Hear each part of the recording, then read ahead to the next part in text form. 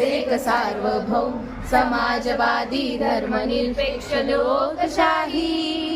गणराज्य बनविण्याचा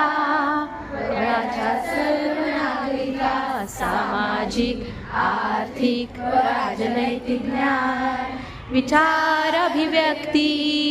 निश्वास श्रद्धा व उपासना यांचे सामर्थ्य दर्जा संस्कृती समानता निश्चितपणे प्राप्त करून देण्याचा आणि त्या